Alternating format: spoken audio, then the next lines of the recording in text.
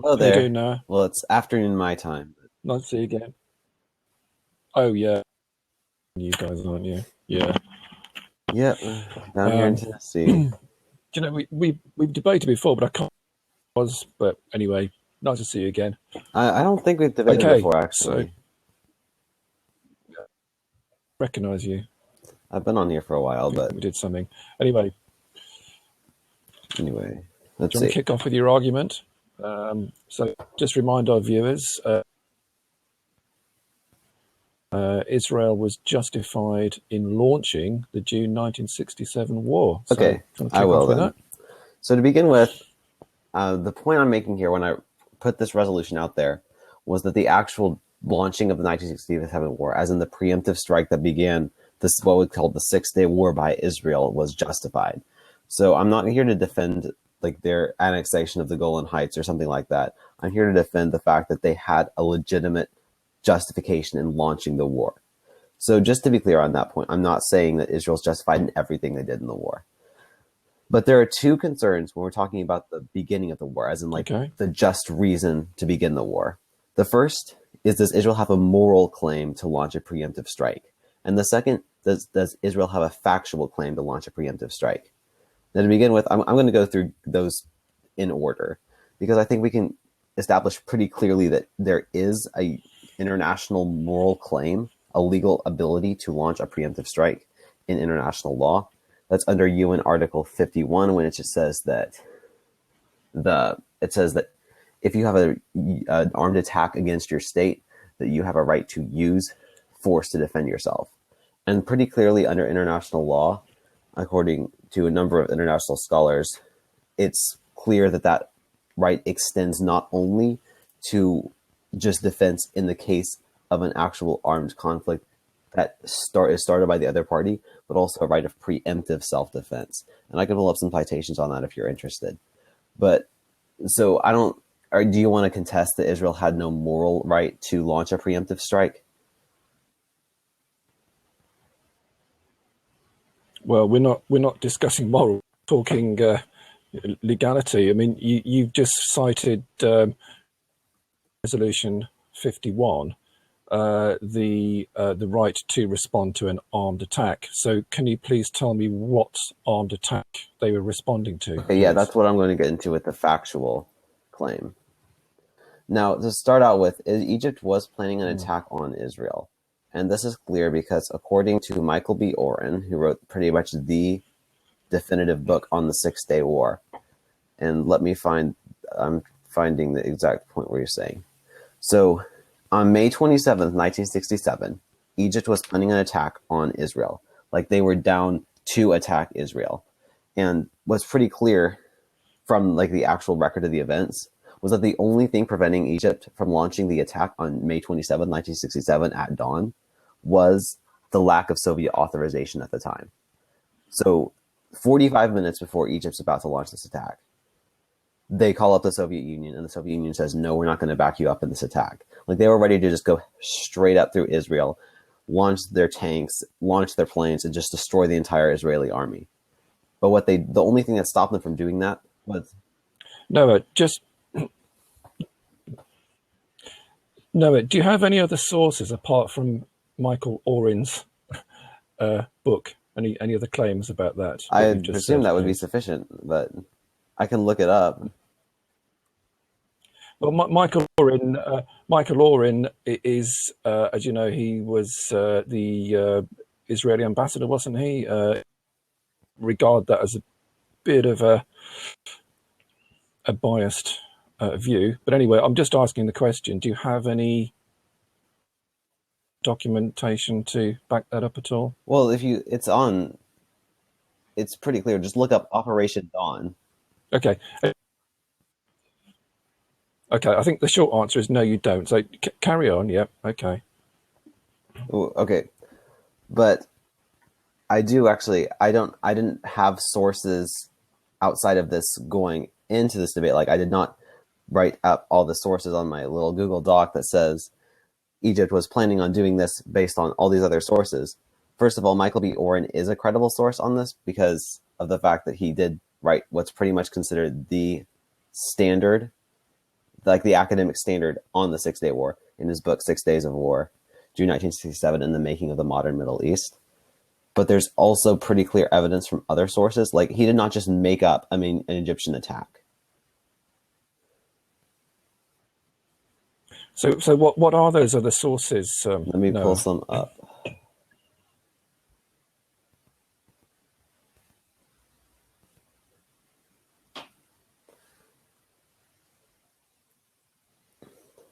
Okay. So let's find. The point, though, is that Egypt did. This isn't all of the stuff that I have on this and why it was justified, but Egypt was planning an actual attack and Operation Dawn, Egypt in 1967. So, wait, but just to be clear, is it your contention? Is it your point that Egypt had no attack? That Michael B. Oren manufactured this stuff?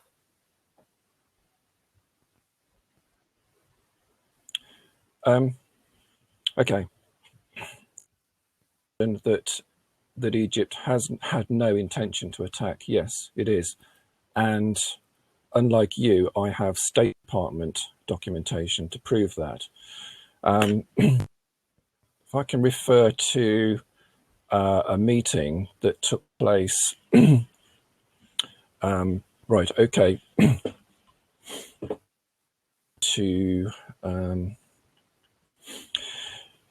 Right. In May 1967, the foreign minister of Israel, whose name was Abba Eban, his mission was he went to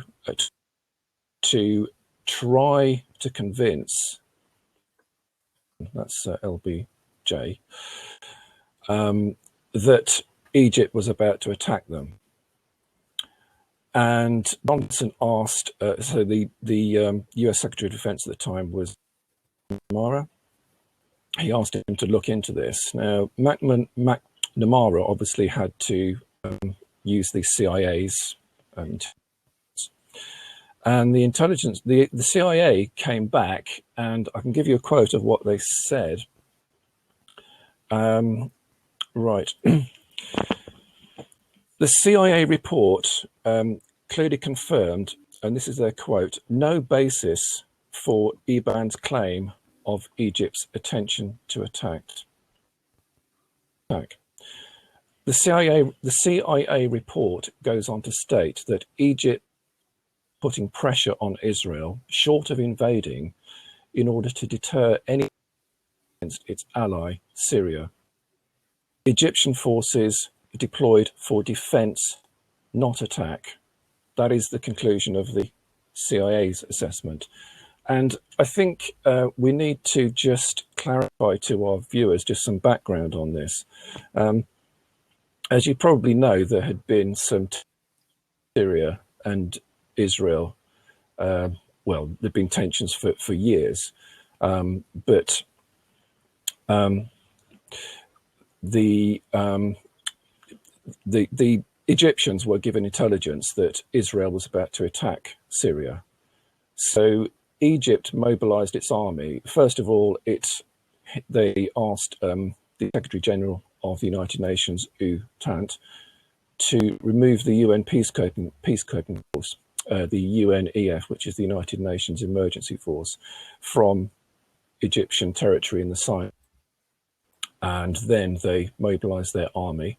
And as the CIA report concludes, they were only deployed for defense and not for attack, in the hope of deterring Israel from attacking Syria. So if you have where your mate Orion has got this other intelligence from, okay, I'd like to know what intelligence actually supersedes the CIA's I do have a report. question about that, actually. So what was the date on the report? I think that's the 20. Where are we? I think that was the 25th of May. The 25th of May. 25th of May. Okay, so I've got some. If you're interested in some other documentation, I have some other documentation for you, like the Washington Institute of Middle East and the Washington Institute for Near East Policy, the book called The Soviet Union in the June 1967 Six-Day War. Like there's lots of evidence on this. Like it's not something that they just manufactured. There was an Egyptian plan in place to attack on May 27, 1967. And there was false evidence on both sides, actually. Like this is not something that's unique to just this kind of stuff. Okay, well, can you tell me and the audience, please, what those sources are? The actual Well, what do you mean? Comes from the word that where it comes from? Well, you're citing what you're citing some for Near East Policy. It's a think tank. Sorry. Yes, it's a think tank. A think tank. It's a think tank. So where do they get their hard documentation from? Their hard studies of the situation on the ground? I believe the evidence actually comes from declassified Egyptian documents. What are you thinking about that? Okay. Well, look. Okay. While you're trying to find where these documents are, I want to just read back to you some things here, which I've found. I have a source here, which really is an unimpeachable source. You're familiar with the man who, the Secretary of Defense for Israel shortly before the Six-Day War. Yes, Moshe Dayan. I'm familiar. You know the guy with the eye patch. Okay, you probably know also that the Prime Minister Ashkol was Prime Minister, and he suffered what tantamounts to a military coup very shortly before the Six-Day War, when the generals insisted that he give up his defense portfolio, and that would be passed on to Moshe Dayan. Moshe Dayan gave an interview in 1976, and in it, okay, I mean, I just need to sort of lead up to this, because it actually, this sort of gives the basis of why the felt threatened, and why Israel was trying to provoke a war with Syria. So again, just to remind our viewers, let's not forget that the Russians received intelligence that Israel was going to attack Syria, and they passed that information on to Egypt. Now there is dispute over whether this information was correct or not. Certainly in terms of the deployment of Israeli troops, that proved to be incorrect. But the actual intention to attack, I believe, was actually true. Now, to quote the interview from Dayan, this is what Dayan said in 1976. He said, "The attack proceeded not because Israel was threatened, but because of pressure from land-hungry farmers and army commanders in northern Israel. Of course, war with Syria was not necessary." Now, again, just a bit of background information. You know that in April of 1967, Israel shot down 6 Syrian warplanes. Are you aware of that? Yes, I am. Yeah? Okay, right. And this is what he says about that. Okay. There's also lots of, shelling going on. I mean, the whole story that we always get is that, Syria used to bombard the poor Israelis, the kibbutzes, etc., with artillery. It's all been sort of very, very sort of dramatized. Poor little Israel trying to sort of go about its daily work, and this is what Dan said about that. He said, "At least 80% of 2 decades of clashes were initiated by Israel. We would send an armored tractor to plow some disputed area." Now, this is in the demilitarized zone between Israel and Syria. "We would send a tractor to plow some area disputed area.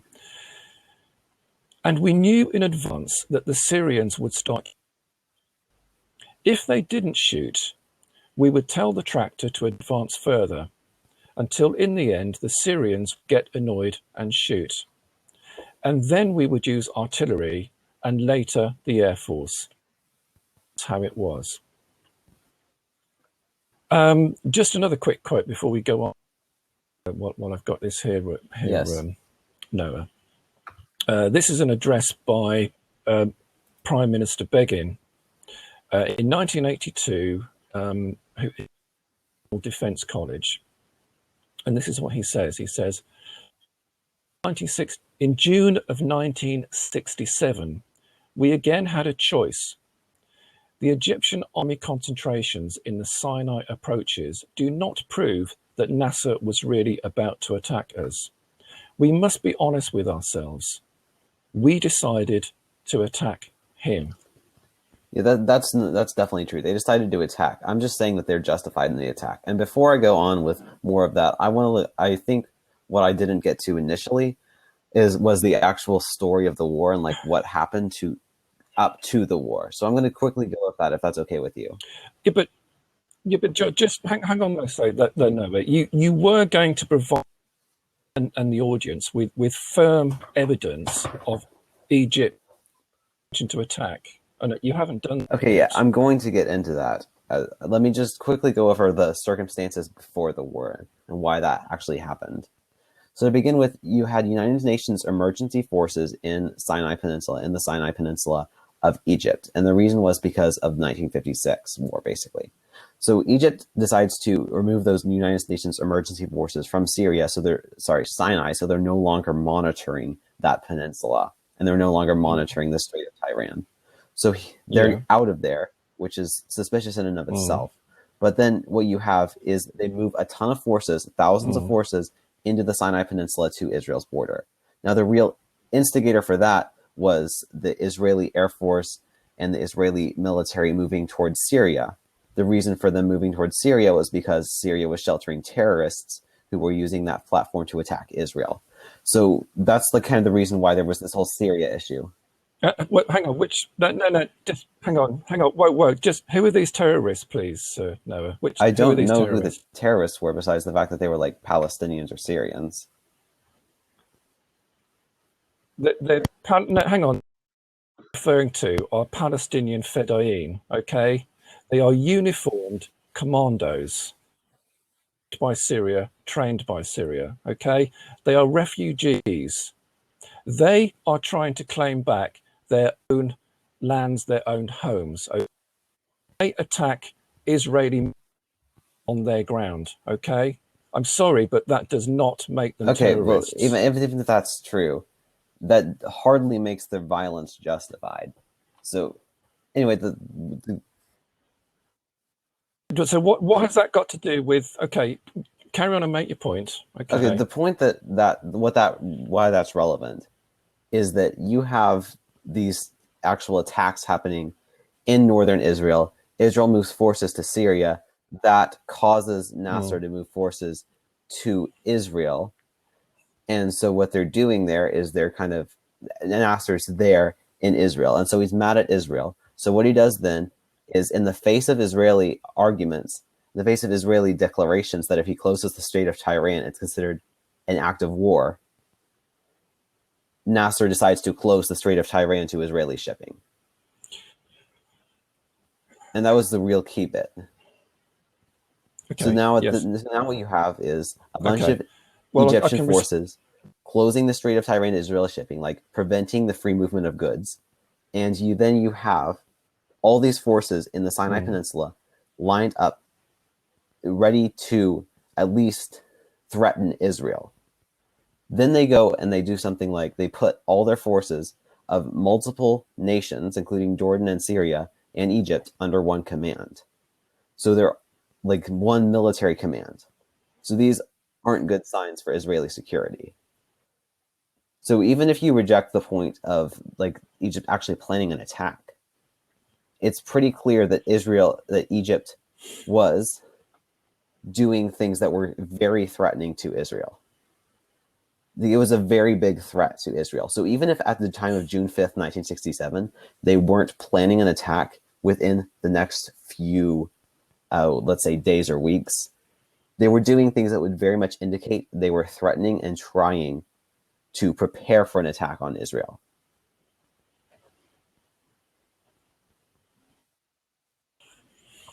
Okay, well, I'll respond to those points.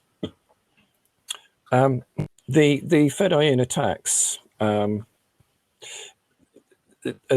has been described as by most Israeli generals almost completely ineffective. They weren't worried about that.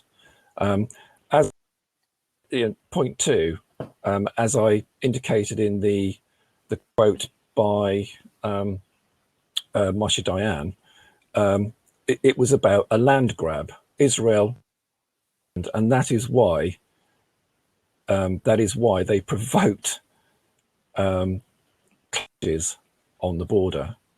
Do you want me to say what he said? Do you want me to repeat what he said again about that? Because I think that really nails that particular I do have a question argument. about that. So the point he was making was, what action was he saying was about the land? Specifically, what action? What action? Well, he said that it. Let me just grab the quote again. Okay, he said the attack proceeded not because Israel was threatened, but because from land-hungry farmers and army commanders in northern Israel. Of course, war with not necessary. Those are the words of Moshe Dayan. Okay, so when you're talking about that point, you're talking about like the Syria. Are you talking about the invasion of the Golan Heights later in the war, or are you talking about the actual the raid across the border in 1967 before the war happened? I'm talking about the intention, Israel's intention to attack Syria. When you say this intention to attack Syria, are you talking about the actual attack on the Golan Heights later in the war, or are you talking about what happened prior to the war? It doesn't matter. It doesn't matter. It's their intention was to attack Syria, and this is the intelligence that the Soviets of from Israeli meetings, from Israeli cabinet meetings, and they to warn Egypt of an imminent threat to Syria. Egypt, being an ally of Syria, mobilized its forces. Now, I just want to cover some of the points that you made before and respond to those. You said that Nasser closed the Straits of Tiran. Yes. First of all, not for very long, only a few days. Secondly, that's not actually considered an act of war. As I said before, under Article 51, an act of war necessarily include an armed attack. Okay, so it is not an act of war. That is actually a matter for the Security Council of the United Nations. In point of fact, this actually nails something that NASA to get sorted out. As you know, the Straits of Tiran, which provide access to Israel's port of Eilat, run alongside Sinai, and Egypt felt that. I beg your pardon. Israel felt that that they should have legal access to that waterway.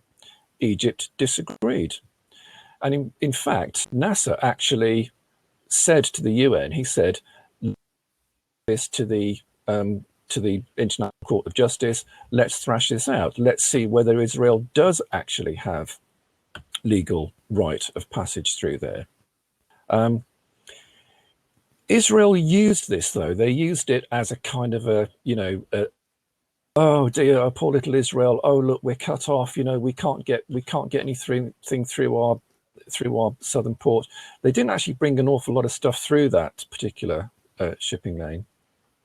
And one of the things that they did, because they wanted an to war. They had gone to Washington and failed, basically. one thing they did was they actually they got hold of a ship. It was called the Dolphin, and they crewed it with Israeli sailors, and they were going to sail this through the straits in the hope of attracting Israeli fire, because then it would have given an excuse to fire back, as it were, and launch the attack. That was actually was on the table. But where are we? This is some of the other points that you've made. Yes, you said that Israel sort of got together with Jordan, Syria, etc. You sort of made some sort of a big ally pact. Well, that's what friends do. In World War II, attacked Poland, Britain, France, the Low Countries, etc. All got together and said, "You ain't doing that." That's what it's. That's what these agreements are about. The thing about, you said it was a big threat. What? I mean, your bloody president, he's a big threat to North Korea. Doesn't mean to say that, that is going to, promulgate a war.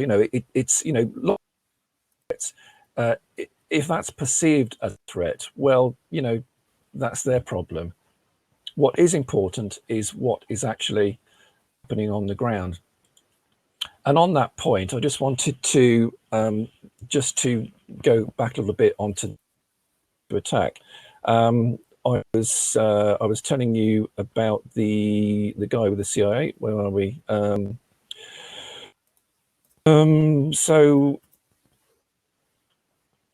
We are right. Okay, so the foreign minister of Israel, Aban, basically he comes back from Washington, having not convinced the Americans that Egypt was attacked, and he didn't convince them because it wasn't going to happen. Eban was basically bluffing. So shortly after that, in fact, just a couple of days after that, Ashkol sent another man over there.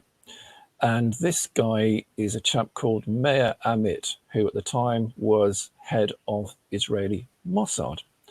And he tried a different tack.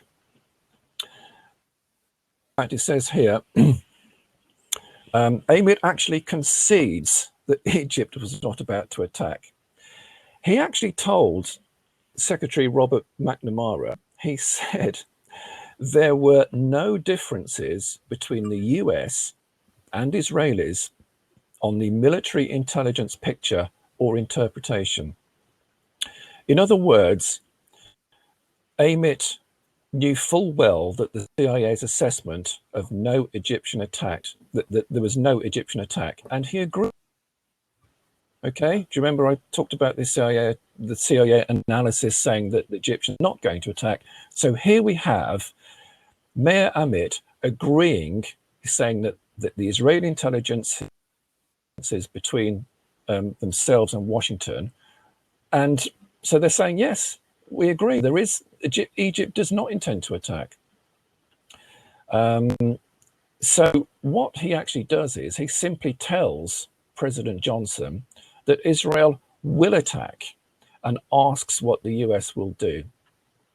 Now, the US had to be, because they didn't want to just sort of say, yes, okay, fine, it'll all be okay, because this was actually an illegal move. So they can't just say, yes, fine, here's our stamp of approval. All they kind of said was, well, we're not going to do anything and we're not going to say anything, and, these meetings are secret. So, it didn't get really a sort of a green light, but he got kind of like an amber light. I don't know if those in America, it's on a traffic light. Amber means like, well, get ready to stop or whatever. Or you can go if you want. So basically, Amit's ploy worked much better. And Tel Aviv and said, yes, okay, the Americans aren't going to do anything. We've kind of got their support, so let's do it. Okay, so I'm going to go down through those points in order. And you first talked about the whole point on the issue of the Moshe Dayan interview. And so I looked that up and I found that article. And what he's actually talking about is the choice to go into the Golan Heights later in the war. So this is irrelevant to the question, like the whole idea of launching the Six-Day War. It was the point where they're talking about actually invading and occupying the Golan Heights. So that's not really the issue that I was addressing in this debate. It doesn't matter. Well, it does matter because It the issue is irrelevant to whether they it were does, launching the war. no, because what sparked off the Six-Day War was the Syrians why Egypt organized its army in defense of its ally Syria. So of course your point is invalid, I'm afraid. Okay, but just to the point I was making is that when you have this, when you're looking at the issue of him wanting to go in and occupy the Golan Heights, that was irrelevant to the question of starting the 1967 war. And the reason is because the 1967 war wasn't launched until Egypt does a military response to that, and Israel becomes afraid that Egypt is actually going to start a war at some point. So that's where the whole issue of the blockade and the issue of Sorry, the just hang on. So say that again. What you just said about Egypt responding. Just okay, please, so please Egypt, there repeat that wasn't an again. issue with the 67 war. There wasn't going to be a war until Egypt responds to it by actually launching troops and putting them on the border of Israel. But hang on. You say I launching mean deploying troops. Do you troops. mean Sorry if I was. Yeah, in a they're deploying defensive? troops to the border of Israel. Okay. Now, okay. I have shown that the CIA report conclude that those troops were deployed for defense. Okay.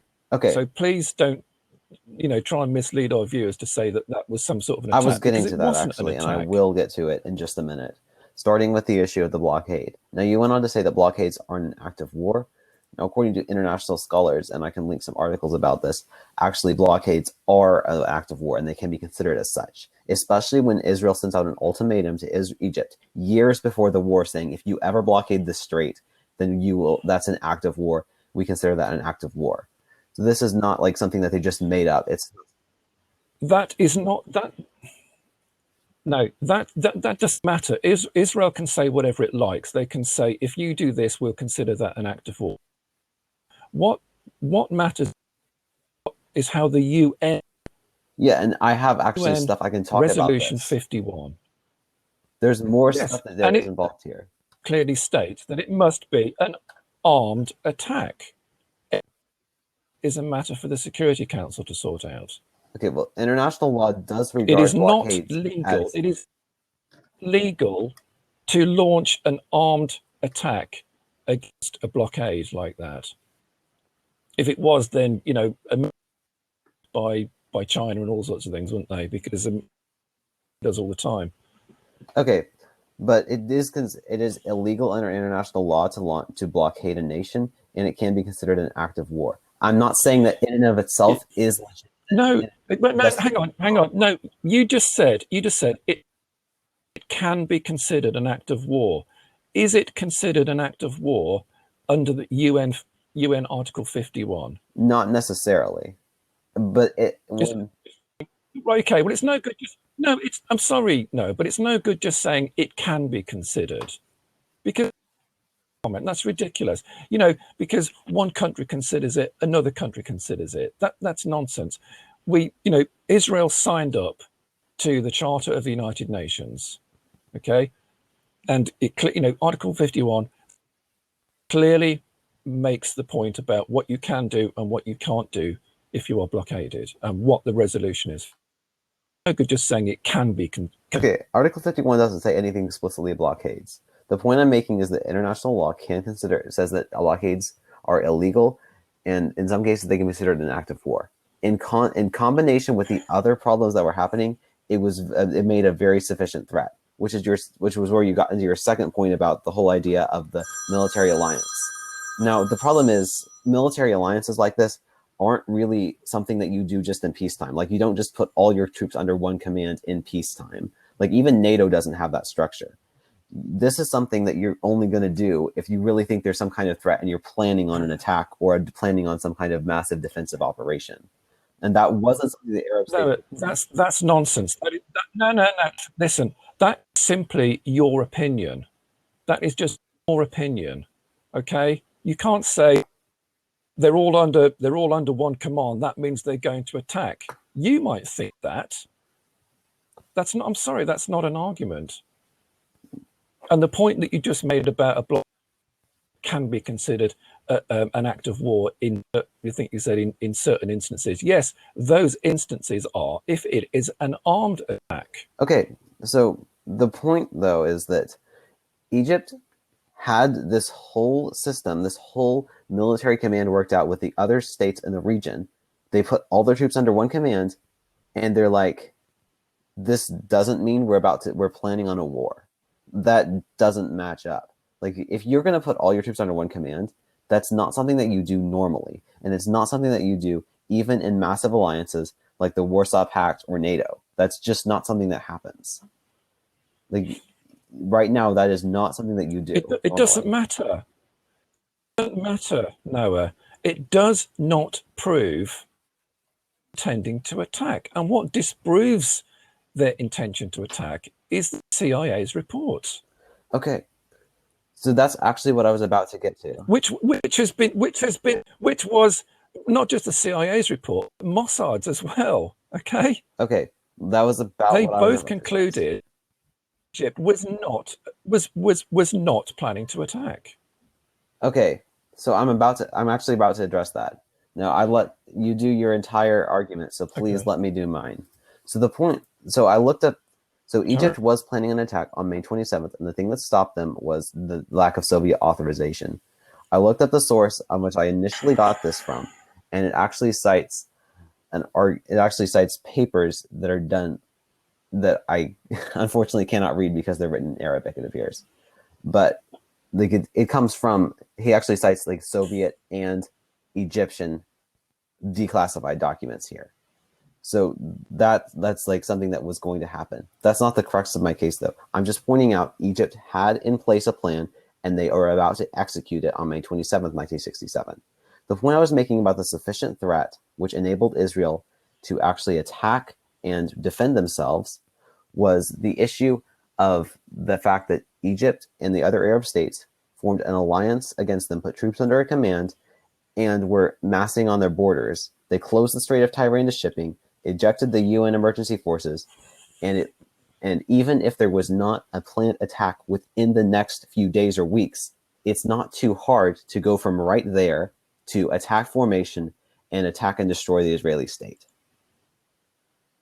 That was the point I was making there. And that's why Israel was justified in launching war. Okay. So that's your argument. Okay. So it seems to me you're basing your argument on a book by the Zionist Michael Oren. Okay. You're not giving us any sources for where he's getting information. Is it like a crystal ball, maybe? Yeah. You've cited some documents that are written in Arabic, and you can't tell us what they are. I, on the other hand, you hard evidence based on CIA and Mossad, and backed up with quotes by the people who are actually on the ground on the Israeli side, i.e., Begin and Diane. I'm sorry, but your evidence just isn't there. Okay.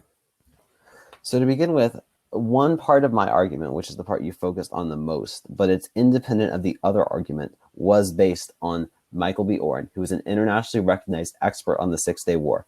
You haven't contested his facts, only his bias as a source. Your assertion is that he's made up this entire operation, which I actually sourced, because if you look at his book, his documentation that I pulled this from, he actually cites several sources, such as Soviet and Egyptian declassified documentation. Tell us then.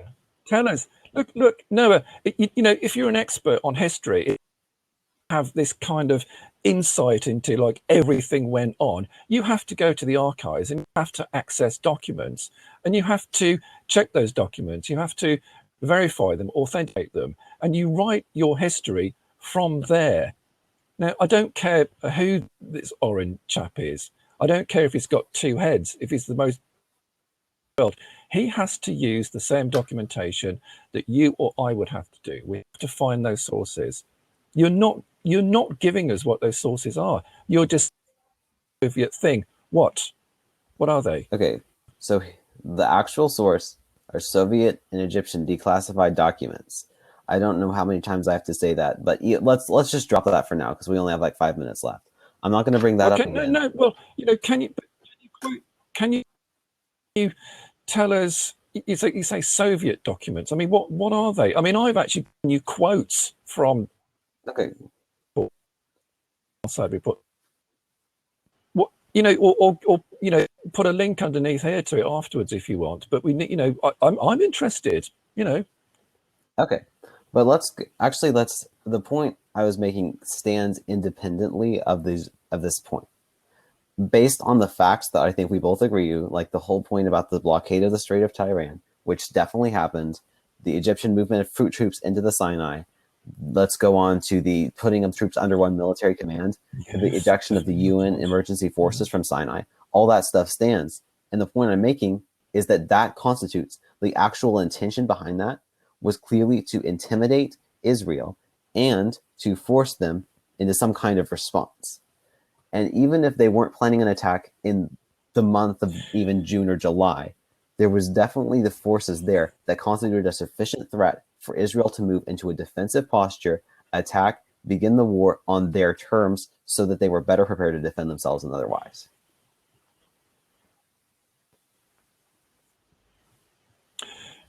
Yes, those forces were deployed, and the intention was to intimidate Israel. Of course, that's the case. That is what deterrents are all about. It's saying, don't try anything because this is what nuclear war is all about. This is why your country has pushed troops into Poland, into Baltic states, and now into the Ukraine. To what are you doing? Trying to annoy Putin. Could say, "Oh, this is an act of war. You're coming too close to me." But most sensible world leaders don't embark on war because they know how disastrous it is. It's a game. NASA said all sorts of things. The Israelis say all sorts of things. It doesn't mean to say you can do it. It's mostly hot air. You cannot. I'm sorry, but you cannot say that because now into the Sinai that his intent was to war. It was to go to war. I mean, you may believe that if you wish, but the evidence proves the contrary, and the evidence is what I keep on referring to: the CIA assessment of the situation, Mossad assessment of the situation, and the admission by high-ranking Israeli figures who admit that it was all a bluff and that they decided to attack Egypt. We haven't got very much time left. We're down to 1 minute seconds. So, Okay. Being the polite sort of chap I am, I'm going to let you All right. have something else to So say. the point that you've been making this entire round is basically that the CIA or Mossad disagreed and basically said there was no Egyptian attack. My point is that there was no imminent Egyptian attack. I disagree. They agreed with each other. The CIA and Mossad agreed with each other that there was no attack. Okay. Planned. The point is, even if there wasn't an Egyptian attack planned for the immediate future, there were definitely indications that Egypt and the other Arab states were planning an attack in the future. And just because they did not have that evidence right there on the ground, Egypt wasn't 10 hours from launching an attack, doesn't mean that they don't have a right to engage in that attack. Like, international law is pretty clear about this. They have a right to use a preemptive attack in order to defend themselves prior to an attack by another force. And this means when we see the sufficient threat that justifies that attack, it's pretty clear they have a right to engage in that. No, they don't. No. It has to be an armed attack. You're wrong about that. And it's no use just saying, oh, they will, because it's a standoff. I'm sorry, that is not an argument for starting the 6-day war. This is what we're talking about: is the 6-day war. Anyway, we've got 6. I know